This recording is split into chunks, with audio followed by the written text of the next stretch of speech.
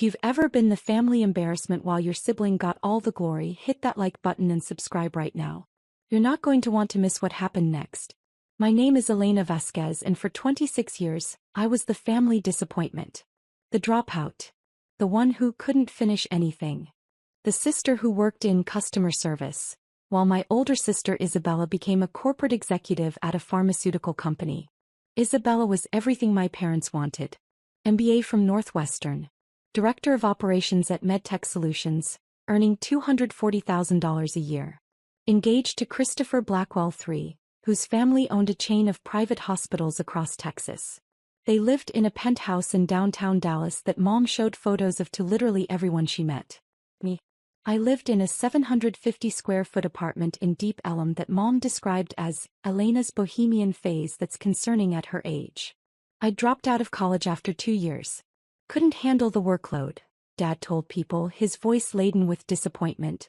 The truth was more complicated, but they never asked for it. The family hierarchy was established at every gathering. Isabella would discuss her latest product launch, her team management strategies, her networking at medical conferences. Christopher would talk about the Blackwell Family Foundation, their yacht club, their connections to state legislators. Me. When I mentioned my work, Mom would change the subject within 30 seconds. That's nice, dear. Isabella, tell everyone about the award you received. The award was always the conversation ender. Isabella had won Rising Star in Pharmaceutical Operations from some industry magazine. She'd had it framed, 3 copies. One in her office, one in her penthouse, one at Mom and Dad's house in the living room where everyone could see it. My parents' house had exactly 0 photos of me anywhere visible. They were all in a drawer in the guest room. I'd found them once while looking for extra blankets. The wedding planning started 18 months before the actual date. Isabella wanted perfection. A $380,000 ceremony at the Rosewood Mansion, 300 guests, designer dress, celebrity wedding planner. The Blackwell family was contributing $200,000. Mom and Dad mortgaged their house to pay for the rest. This is a once-in-a-lifetime event, Mom said, her eyes shining. Isabella deserves the wedding of her dreams. I was initially supposed to be a bridesmaid. Then I got downgraded to regular guest, when Isabella decided to only have her pharmaceutical colleagues in the wedding party, for the optics. Then 3 weeks before the wedding I got the text. I was in my apartment reviewing quarterly financials on my laptop when my phone buzzed. Elena, we need to talk about the wedding. Christopher's parents are very image conscious. They've been asking about our family. I think it's best if you don't come. You'd be more comfortable anyway. These aren't your kind of people. Hope you understand. Bella. I stared at the message for a long moment. Read it 3 times. Let the words sink in like stones in water. My own sister was uninviting me from her wedding. I typed back, understood. Nothing else. Just that one word. My phone rang immediately. Isabella. Elena, please don't be dramatic about this. I'm not being dramatic. You asked me not to come. I'm not coming. It's complicated. The Blackwells are connected to everyone in Dallas. Christopher's father golfs with the lieutenant governor. His mother is on the board of the Dallas Museum of Art. They have certain expectations. About what I do for a living. About presentation. About success. About, look, you work in customer service. You live in Deep Ellum. You drive a Honda Fit. Christopher's cousin is a state senator. His uncle owns a private equity firm. Can you understand why this might be awkward? Perfectly clear. Don't be like that. After the wedding, after things settle down, we'll do a family dinner. Just us. Sure, Bella. Enjoy your wedding. I hung up. Sat in the silence of my apartment.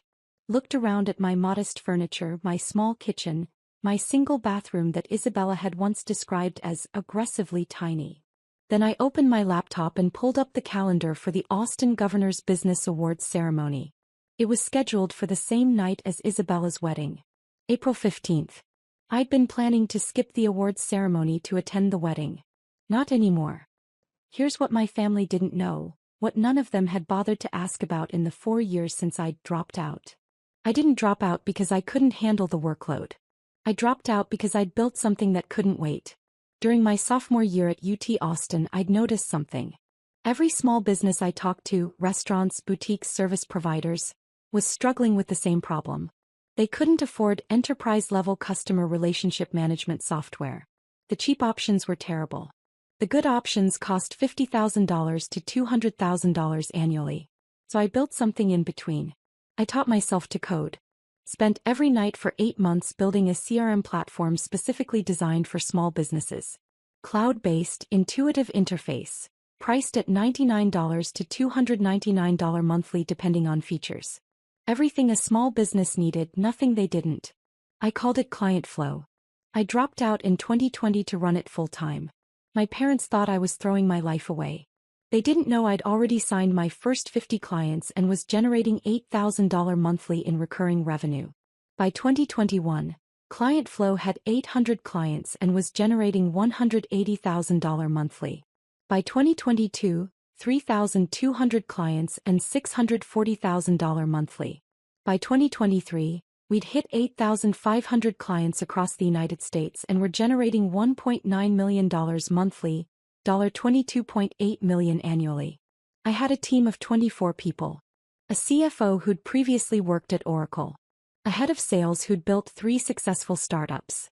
A customer success team of 12 handling support tickets and onboarding.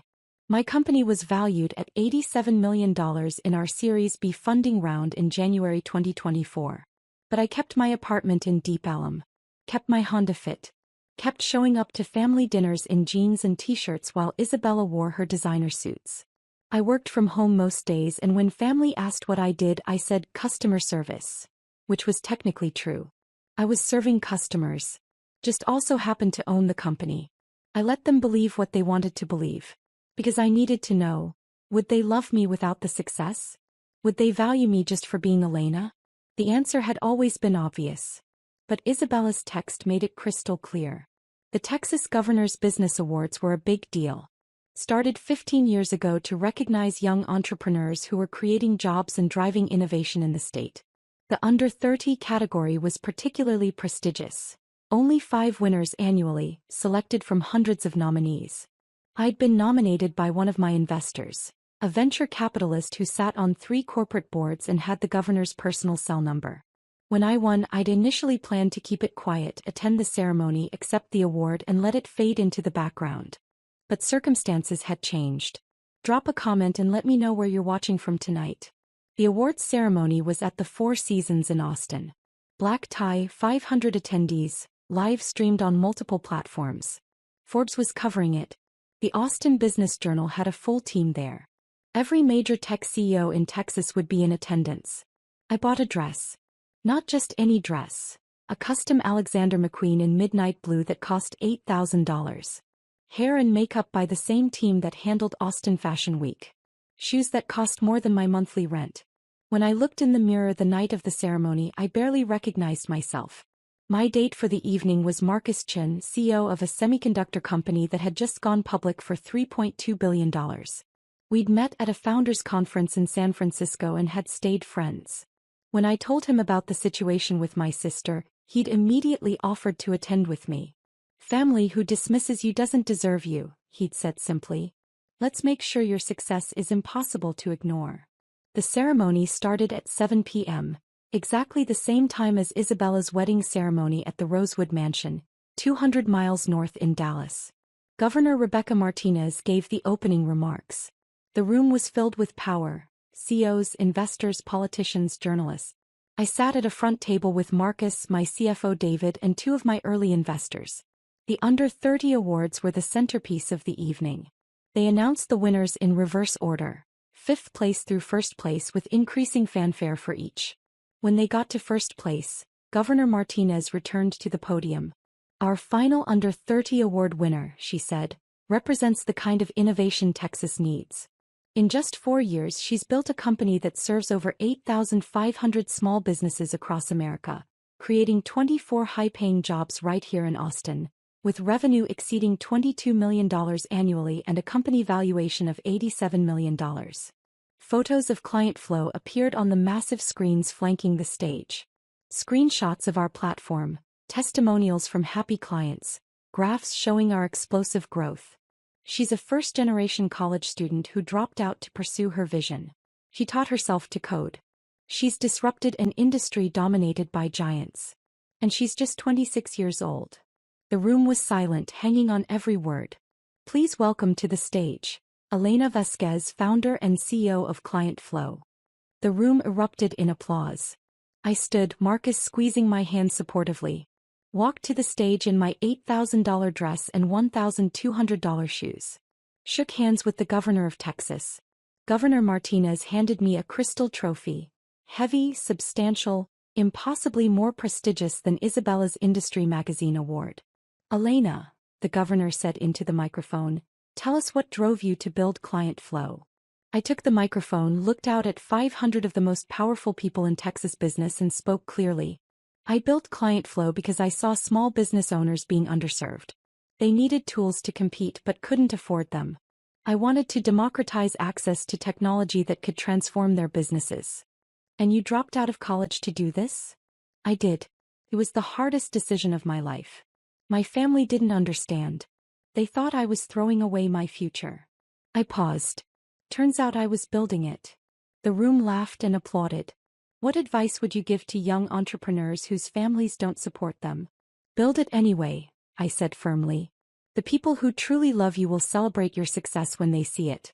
And if they don't? Then you've built something even more important, your independence. More applause, louder this time. The governor posed with me for photos. Professional photographers captured the moment from every angle.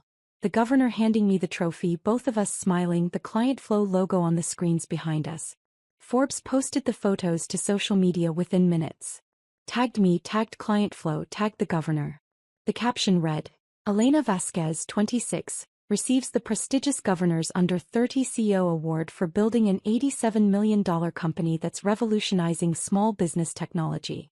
Hashtag Texas Tech, hashtag Women in Business, hashtag Under 30 Inch. The post went viral immediately. 50,000 likes in the first hour. Comments from business leaders, entrepreneurs, journalists. Shares from major tech accounts. While Isabella was saying her vows at the Rosewood Mansion, I was trending on social media. My phone started buzzing incessantly. I'd silenced it for the ceremony, but I could feel it vibrating in my clutch. Text after text after text. I ignored it. Focused on the evening. Networked with CEOs who wanted to talk about Client Flow's growth strategy. Spoke with journalists who wanted interviews. Posed for more photos with Marcus, with my team, with other award winners. At 10 p.m. during the reception I finally checked my phone. 127 unread messages. The first was from my college roommate. Elena. You're on Forbes. The governor. What the actual fuck? Then my former study group. You built an $87 million company? Then people I hadn't talked to in years. All variations of the same shock and congratulations. And then buried in the avalanche. Mom. That. Isabella. Mom's message was time-stamped 7:47 p.m. during Isabella's wedding reception. Elena, people are showing me photos of you with the governor? Is this real? Please call me. Dad's was time-stamped 8:15 p.m. We need to talk about what we're seeing online. Why didn't you tell us? Isabella's was time-stamped 9:03 p.m. My wedding guests are all on their phones looking at your Forbes feature. You did this on purpose. On my wedding day. How could you? I put my phone away without responding. Marcus noticed my expression. Family. Family. You okay? Better than okay, I said. For the first time in my life, I don't need their approval. The aftermath was spectacular. By midnight, the Forbes article had 200,000 shares. The photos of me with the governor were everywhere. Twitter, LinkedIn, Instagram, Facebook. Business publications were requesting interviews. Venture capital firms were emailing about Series C funding discussions. Client Flow's website traffic increased 847% overnight. We received 2,300 demo requests in 24 hours. Our sales team was overwhelmed. The Texas business community was small and interconnected. It took less than 48 hours for the news to reach Christopher's parents. Isabella called me Sunday afternoon, 2 days after her wedding. I was in my apartment, still in my Client Flow t-shirt and sweatpants, reviewing demo request prioritization with my sales team over Zoom. I let it ring. She called again. I declined the call. She texted, "We need to talk. Please." I replied. You uninvited me from your wedding because I'd embarrass you. What's left to talk about? I didn't know. You didn't know because you never asked. You assumed. Please, Elena. Christopher's parents saw the Forbes article. They're asking why you weren't at the wedding. They think we're in a fight. This is making us look bad. I stared at that message for a long moment. Then typed, not my problem. Enjoy your marriage. She didn't respond. Mom called an hour later. I answered mostly because I was curious. Elena Maria Vasquez, what is going on? Hi, Mom. Don't hi, Mom me. An $87 million company? The governor? Forbes? And you didn't tell us. You never asked what I actually did for work. You said customer service. I do customer service. I'm serving 8,500 customers. I just also happen to own the company. Silence on the other end. Why didn't you tell us? Her voice cracked slightly. Would you have believed me? What? If I'd told you 4 years ago that I was building a company, that I'd dropped out of school to be an entrepreneur, would you have supported me? Or would you have told me I was throwing my life away? More silence. You have to understand, Elena. We were worried. You dropped out, you were living in that tiny apartment, you never seemed to have any money. I was reinvesting everything into the company. That's how startups work. We didn't know that. You didn't explain. I shouldn't have to explain myself to earn basic respect from my own family. My voice was calm but firm. For 4 years, you've treated me like a failure. You've dismissed my work, patronized my choices, and compared me unfavorably to Isabella at every single opportunity. We never meant. Mom. Isabella uninvited me from her wedding because I would embarrass her in front of the Blackwells. That's not a misunderstanding.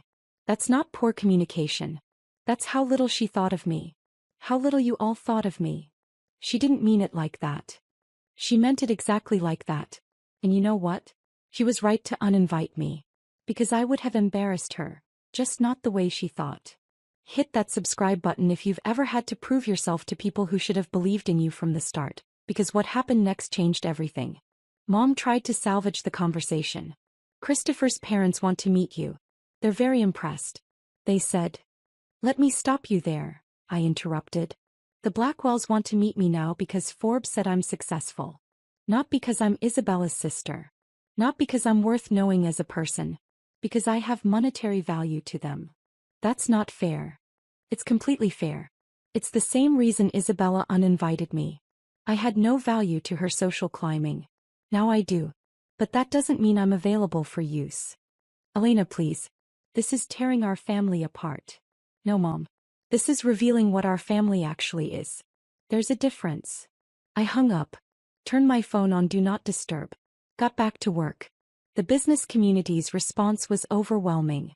Within 1 week I had interview requests from Forbes, Business Insider, TechCrunch, and The Wall Street Journal. Speaking invitations from 3 major tech conferences. Series C funding offers from 7 venture capital firms. Acquisition inquiries from 2 public companies which I declined. Invitations to join 2 corporate boards. A request to speak at UT Austin's business school commencement. David, my CFO, was fielding calls nonstop. Elena, we need to hire a PR person. This is beyond what I can manage alongside the financials. Do it. Find someone good.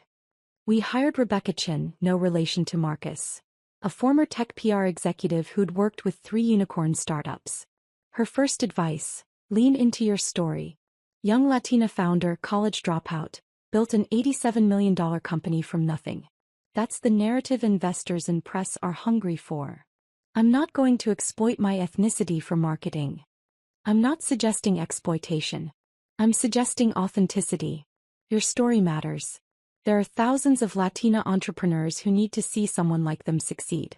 Don't hide from that. He was right. I did 3 major interviews that month. Each one, I talked about being a first-generation student, about the pressure to follow a traditional path, about the risk of dropping out, about building something from nothing. The response was incredible. I received hundreds of emails from young women, from first-generation students, from people whose families didn't understand their entrepreneurial ambitions. They told me my story gave them courage. Meanwhile, Isabella's life was imploding in slow motion. The Blackwell family, it turned out, was obsessed with status and connections. When they discovered Isabella had deliberately excluded her sister, the sister who was now a celebrated entrepreneur with the governor's personal endorsement, they were furious. Christopher's mother, Margaret Blackwell, was particularly angry. She sat on multiple charity boards and was deeply involved in Dallas high society. Having a connection to a successful young tech CEO would have been valuable for her nonprofit work and social standing. Isabella had cost her that connection. Christopher called me 3 weeks after the wedding.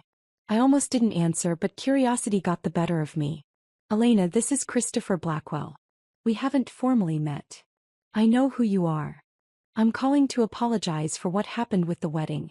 Isabella made a mistake. Isabella made a choice, I corrected. A deliberate one. She was stressed. Wedding planning, the pressure from both families trying to make everything perfect. Christopher, I don't care about the excuses.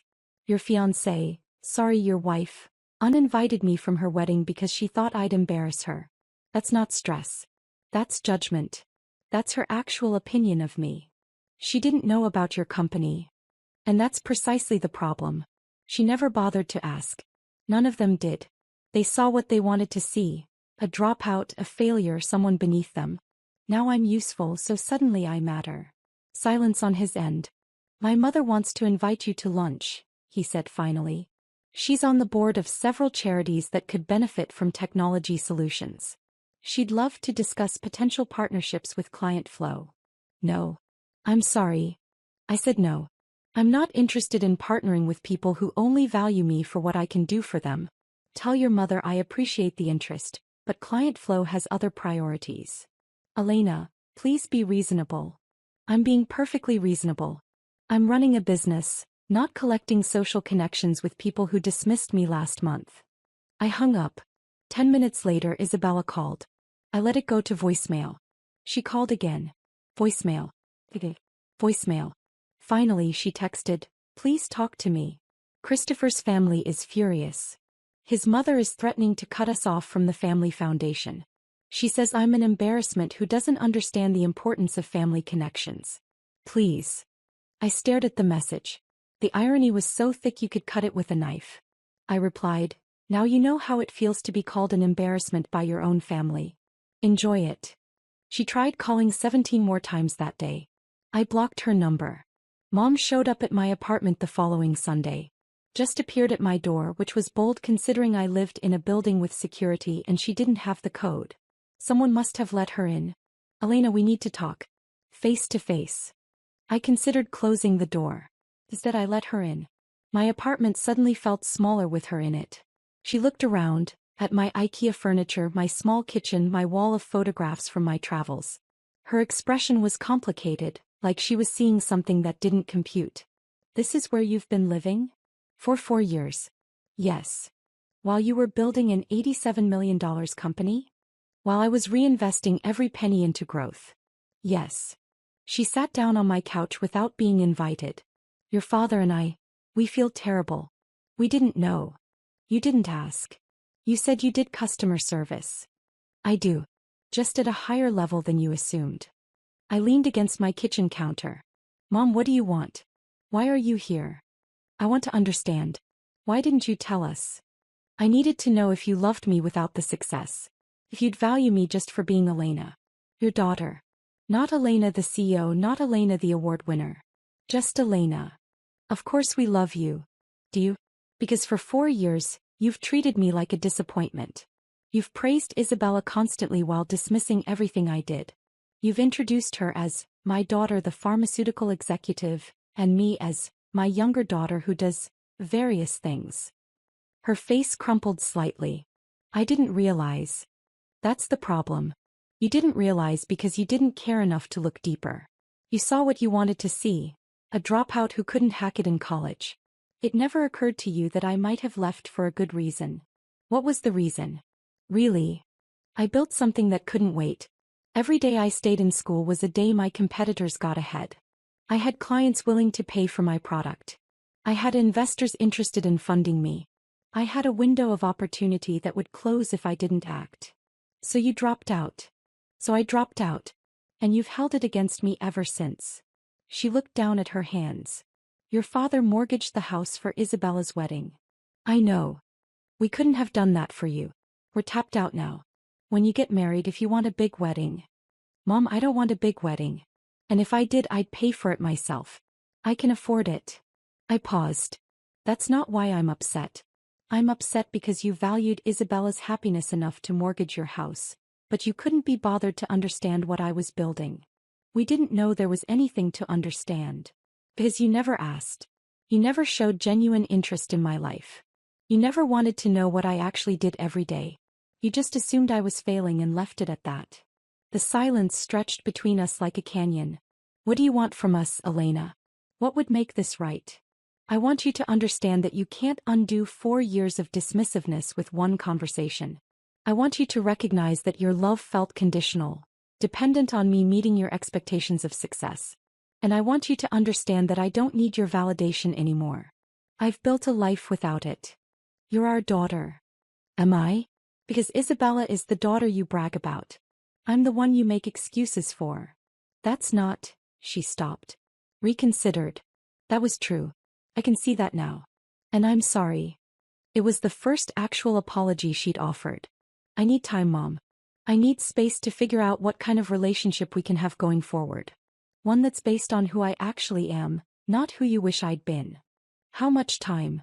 I don't know. Months. Maybe longer. She looked stricken. Isabella's marriage is already strained because of this. Christopher's family is furious with her. She's barely talking to us. And now you. Isabella's marriage is strained because she made a choice that backfired. That's not my responsibility to fix. She's your sister. She uninvited me from her wedding, Mom. He told me I'd embarrass her. That's not sisterly love. That's contempt. She's sorry. I'm sure she is. Sorry that it blew up in her face. Sorry that it's causing her social problems. But I don't think she's actually sorry for how she treated me. She's just sorry about the consequences. Mom stood up, her movements heavy. I should go. Yeah. At the door she turned back. Your father wants to see you. Will you consider having dinner with us? Eventually. Not yet. When? When I'm ready. When I trust that you want to see me, not just manage the situation. She left. I closed the door, leaned against it, and exhaled slowly. My phone buzzed. A text from Marcus. Saw your mom's car leaving your building. You okay? He'd been monitoring the situation, concerned about my family showing up unexpectedly. I'm okay. Standing my ground. Good. You deserve better. Don't settle for less. I smiled at the phone. Chosen family, I was learning, was often better than biological family. Over the next 3 months, the transformation was complete. Client Flow secured $32 million in Series C funding, valuing the company at $124 million. We hired 18 more people. Opened a second office in San Francisco. Signed partnerships with 3 major small business associations. I was invited to speak at South by Southwest about entrepreneurship and resilience. 5,000 people attended. Standing room only. The Wall Street Journal did a feature profile. Elena Vasquez, the dropout who built an empire while her family wasn't looking. The article detailed everything. The family dynamics, Isabella's wedding, the governor's award timing. It was honest and unflinching. My PR person had advised against being so candid, but I insisted. People need to know the real story, I'd said. Not the sanitized version. The response was overwhelming. Thousands of people shared their own stories of family dismissal, of being underestimated, of having to prove themselves to people who should have believed in them from the start. Isabella's marriage, meanwhile, was crumbling. The Blackwell family had made it clear. She'd embarrassed them by excluding me. Margaret Blackwell had explicitly told her that family connections matter more than you realized, and you burned one of the most valuable ones. Christopher was caught between his wife and his family. The stress was destroying their relationship. Isabella sent me a letter in July, handwritten, 8 pages. It arrived at my apartment via certified mail. In it she detailed her regrets. How the wedding planning had consumed her, how desperate she'd been to impress the Blackwells, how she'd convinced herself that excluding me was protecting me from an uncomfortable situation rather than protecting herself from embarrassment. I was wrong, she wrote. I was cruel. I was so focused on impressing people who didn't matter that I destroyed my relationship with someone who should have mattered most. I don't expect forgiveness. I don't deserve it. But I need you to know I see what I did. I see what I destroyed. And I'm sorry. I read the letter 3 times. Sat with it for a week. Thought about what kind of relationship, if any, I wanted with her going forward. Eventually I wrote back. 1 page. I appreciate your apology. I believe you're sorry. But sorry doesn't undo the damage or rebuild trust. I need time to determine if we can have a relationship that's based on mutual respect, not just guilt and obligation. Maybe someday we can get there. Not today. I didn't hear from her again for months. In September, 6 months after the awards ceremony, I bought a house. A beautiful modern home in Travis Heights with 3 bedrooms, a home office, and a studio space for the photography hobby I'd maintained throughout everything. Floor-to-ceiling windows, a view of downtown Austin, 2,800 square feet of peace and light. Cost $1.4 million. I paid cash. My parents found out through Facebook. I'd posted a photo with the caption, "New chapter," showing my living room view. Dad called. We hadn't spoken since the awards ceremony aftermath. "Elena, can we talk?" "We're talking. I mean really talk. In person." "Why?" "Because I owe you an apology. A real one. And I can't do it over the phone." Something in his voice was different. Smaller maybe. More honest. "Hey, coffee." "Public place. 1 hour." "Thank you." We met at a cafe in South Congress. Dad showed up looking older than I remembered, wearing jeans and a polo instead of his usual business casual. He ordered coffee, waited until we sat down, and then said something I'd never heard from him before. "I failed you." I said nothing. Let him continue. "I projected my own fears onto you. I built my business the traditional way, college, MBA, corporate job, then entrepreneurship. When you dropped out, I saw it as recklessness, as failure, as you throwing away opportunities I'd worked so hard to give you. I didn't throw anything away. I know that now. But I didn't know it then. And instead of asking, instead of trusting you, I judged you." His hands gripped his coffee cup. "Your mother and I both did. We treated Isabella like she was succeeding and you like you were failing. And the whole time you were building something extraordinary. I was. And you never noticed. We never looked. That's worse." He met my eyes. "I'm not asking for immediate forgiveness. I'm not asking you to forget 4 years of disappointment and dismissiveness. I'm just asking for a chance to build something new. A relationship based on who you actually are, not who I thought you should be." That's exactly what I told Mom. She told me. She said you needed time and space. I'm here to say, take all the time you need. But please don't close the door completely. Leave it open a crack. Let me prove I can do better. I studied him. Looked for signs of manipulation, of self-interest. Found only genuine regret. "Okay," I said finally. 1 coffee every month. Just like this. Public place, 1 hour. We get to know each other. Really know each other. No assumptions, no judgments. I'll take it. We've been meeting monthly since then. Slowly, carefully, we're building something that might eventually resemble a healthy father-daughter relationship. It's not what either of us imagined, but it's honest. If you've ever had to walk away to save yourself, tell me your story in the comments. Does any of this feel familiar? What would you have done? Isabella and Christopher separated in December, 8 months after their $380,000 wedding. The marriage lasted less than a year. The Blackwell family's pressure, combined with Christopher's resentment of Isabella's strategic error, made the relationship unsustainable.